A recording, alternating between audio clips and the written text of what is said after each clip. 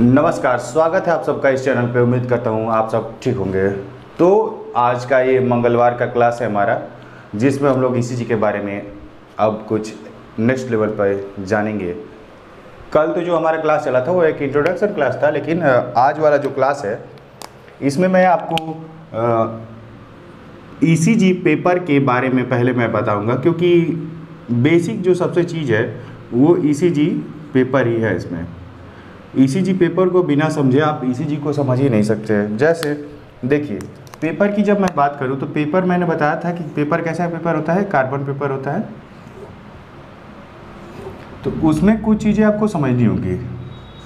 जैसे ये जो ईसीजी ग्राफ होता है उसी के बारे में मुझे पहले आपको बताना है अच्छे से, क्योंकि बिना ग्राफ समझे आप समझ ही नहीं सकते ईसीजी को पढ़ ही नहीं सकते। तो देखिए, जब आप ईसीजी के पेपर को देखते हैं तो आपको पता चलता है कि कुछ बड़े बड़े बॉक्स है, डार्क कलर के बड़े बड़े बॉक्स रहते हैं, और कुछ छोटे छोटे बॉक्स होते हैं वो हल्के कलर के होते हैं। किसी किसी ईसीजी पेपर में केवल डॉट डॉट करके दिखाई देता है। तो ये जो छोटे वाले बॉक्स होते हैं वो ईसीजी में एक रोल प्ले करते हैं, बहुत ही इंपॉर्टेंट रोल है उन लोगों का। देखिए, ये जो छोटा वाला बॉक्स है, केवल इतना बॉक्स एक अलग आपको बॉक्स दिख रहा होगा, ये एक छोटा बॉक्स ऐसे करके यहाँ पे आपको दिख रहा होगा।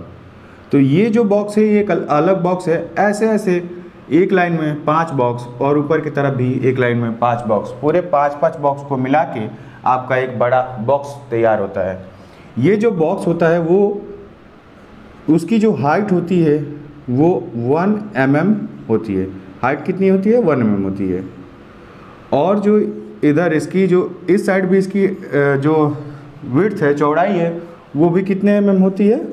1 mm के बराबर होती है। बेसिक आपको यही समझना है। अगर आपने ईसीजी पेपर को बढ़िया से समझ लिया तभी आप इस पे वेव जब चलेगी तो उसको आप समझ पाएंगे अच्छे तरह से चल पा रही है या ख़राब तरह से चल पा रही है, यानी कि इंटरप्रिटेशन उसमें आप कर पाएंगे। ये जो मैंने आपको एक कल बताया था कि ईसीजी पेपर के बारे में जब हम पढ़ेंगे तो पहले तो बॉक्स के बारे में हमने पढ़ लिया, ये 1 mm का होता है। जब हम लोग इसकी सेटिंग करते हैं, क्या करते हैं? सेटिंग कैसे करना है? जो हमारा कैलिब्रेशन है, यानी कि एम्पलीट्यूड जो होता है, एम्पलीट्यूड जो होता है वो जो सेट होता है, जो एम्पलीट्यूड सेट होता है वो हमारा सेट होता है 10 mm पे। यानी कि बड़े वाले जो बॉक्स है, देखिए एक छोटा बॉक्स कितने का होता है? 1 mm का होता है। उसी तरह से हमारा जो है, जब एक बड़ा बॉक्स लेंगे तो उसमें 5 छोटे बॉक्स आते हैं, तो हमें ये सेट करना होता है कि इस पर 10 mm पे। 10 mm पे सेट करने के लिए क्या होगा? 2 बड़े बॉक्स को आपको लेना होगा। कितने बड़े बॉक्स को लेना होगा? 2 बड़े बॉक्स को आपको इसमें लेना होगा। 2 बड़े बॉक्स को लेंगे तो 10 mm होगा। और इस 2 बड़े बॉक्स को मिला के हम लोग क्या बोलते हैं? इसको बोल सकते हैं किसके बराबर ये होता है? 1 mV MV। 1 MV के बराबर होता है 10 mm। तो इसको जब सेटिंग करते हैं तो हम लोग को इतने पे ही सेट करना होता है, 10 mm पे या 1 mV पे सेट करना होता है। दूसरी चीज़, जब हम सेटिंग करते हैं इसकी तो स्पीड की सेटिंग बहुत ज़रूरी है। स्पीड हम लोगों को देखना होता है, स्पीड सही है या नहीं। ये डिफरेंस हो सकते हैं। जैसे 5 एम्पलीट्यूड जो सेट करते हैं वो या तो 5 mm का होगा या 10 mm का होगा, 20 mm का होगा, ऐसे ऐसे करके डिफरेंस होते हैं। लेकिन जो स्टैंडर्ड साइज है वो क्या है? एम्पलीट्यूड का 10 mm यानी कि 1 mV। उसी तरह से स्पीड का जो स्टैंडर्ड साइज है, स्पीड जो है स्टैंडर्ड, वो 25 mm पर सेकेंड, यानी कि जो पेपर के निकलने की स्पीड है क्या है? 25 mm पर सेकेंड। 1 सेकेंड में वो 25 mm पार हो जाना चाहिए, 25 mm चले जाना चाहिए। अगर हम लोग बात करें 25 की और 1 सेकेंड की, तो जब हम ईसीजी की बात करते हैं तो इसमें ये जो चलेगा स्पीड चलेगा, ये कैसे चलता है हमारा, ये मिनट के हिसाब से चलता है। एक इसका हमें एक ड्यूरेशन निकालना होगा, इसी के हिसाब से ये ड्यूरेशन सेट होती है।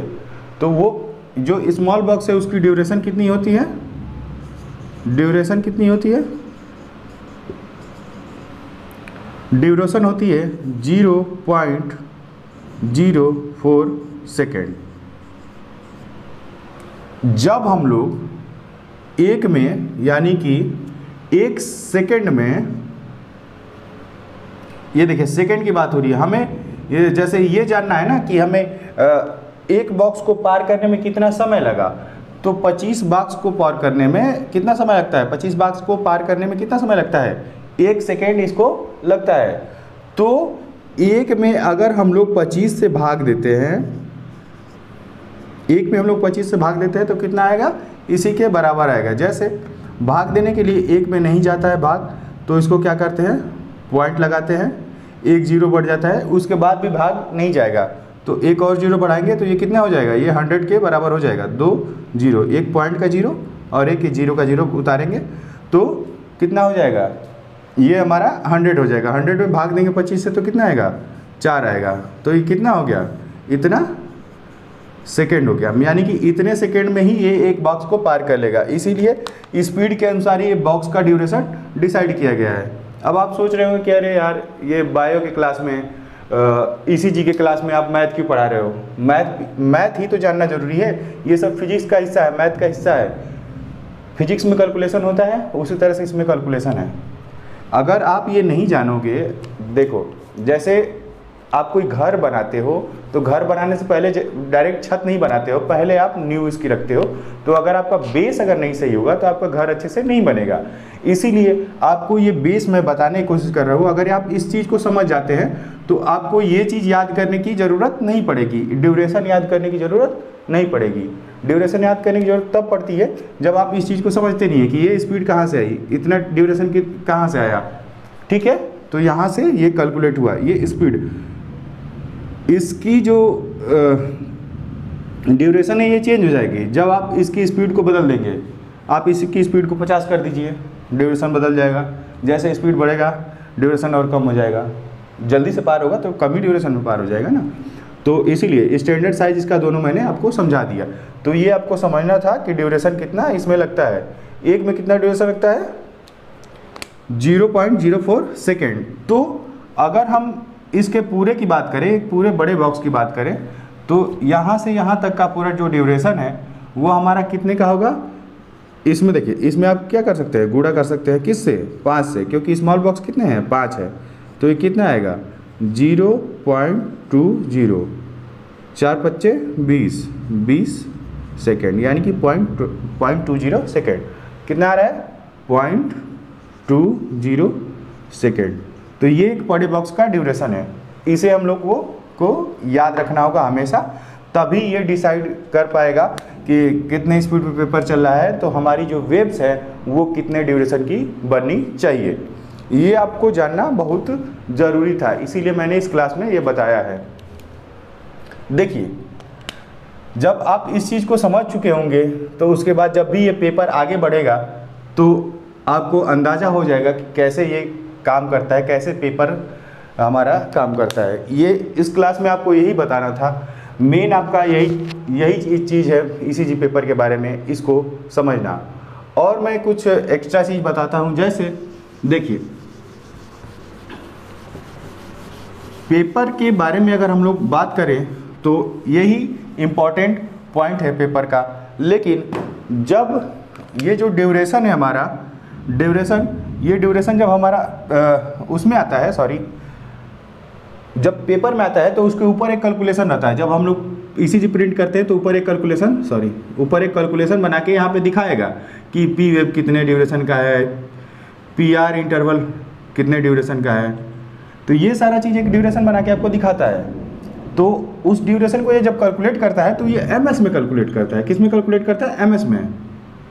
ठीक है, तो आपको अब कन्फ्यूजन होगा कि इसको हम लोग एमएस में कैसे कन्वर्ट करें। तो जब हम लोग इसको एमएस में कन्वर्ट करते हैं 0.04 सेकेंड को, तो ये 40 ms हो जाता है। 40 ms कैसे होगा, अगर हम इसको 100 से गुणा कर दें तो ये 40 ms में निकल जाएगा, यानी कि मिली सेकेंड में, 40 मिली सेकेंड, सेकेंड से मिली सेकेंड में हम लोगों ने इसको कन्वर्ट कर लिया। तो ये इसका ड्यूरेशन जो हुआ कितना हुआ, 40 मिली सेकेंड। तो उसी तरह से इसका ड्यूरेशन कितना होगा, अगर हम लोग इसका 100 से गुणा करते हैं तो ये 200 के बराबर हो जाएगा, यानी कि 1 स्मॉल बॉक्स का ड्यूरेशन कितना होता है, 40 ms। ठीक है, तो एक छोटे स्मॉल बॉक्स का ड्यूरेशन जब 40 ms होगा तो जब 5 एक ही साथ मिल जाते हैं तो बड़ा एक बॉक्स बनता है। तो एक बिग बॉक्स का ड्यूरेशन कितना होगा हमारा, इसमें 5 से गुणा कर देंगे तो 4 पंजे 20, यानी कि 200 ms, 200 मिली सेकेंड। तो ये आपको ड्यूरेशन आपको समझना है, हमेशा के लिए याद रखना है कि इतना होगा, इसी के हिसाब से आपको कैलकुलेशन करेंगे। आज की क्लास में मैं आपको बस इतना ही समझाना चाहता हूँ, ज़्यादा लेंदी ये क्लास नहीं करना चाहता हूँ, क्योंकि अगला जो हमारा क्लास रहेगा उसमें मैं आपको बताऊँगा कि जो वेव्स है वो वेव्स के जैसे ये पी वेव बना तो उसके बाद बेस लाइन क्यों चलता है, फिर उसके बाद QRS, फिर T वेव, फिर U वेव, ये क्यों बनता है, तो इस हिस्से को क्या बोलते हैं और इस हिस्से को क्या बोलते हैं, ये भी तो जानना हमें ज़रूरी होगा। केवल वेव जानने से ज़रूरी, वेव जान लेंगे जब आप तो केवल वही फ़ायदा नहीं करेगा, पूरी चीज़ आप नहीं समझ पाएंगे, ज्ञान आपका क्या रहेगा, आधा अधूरा रह जाएगा। इसीलिए आपको क्या करना है, ये भी समझना है कि क्या क्या आता है। फिर मैं जब ये सब बताऊंगा तो इसी के अनुसार आपको, जब इस पे पेपर पे बताऊंगा, ECG वेव्स और पेपर दोनों को जब साथ साथ लेके चलूँगा, ड्यूरेशन साथ साथ लेके चलूँगा, तब मैं आपको आसान तरीका बता दूंगा कि हार्ट रेट कैसे कैलकुलेट करते हैं। तो आप इतना समझ चुके हैं। तो आज की क्लास देखने के लिए आप सभी को बहुत बहुत धन्यवाद। फिर मिलेंगे कल आपको बुधवार को, फिर आगे आपको बताते हैं वेव्स के बारे में, वेव्स कैसे काम करते हैं। धन्यवाद।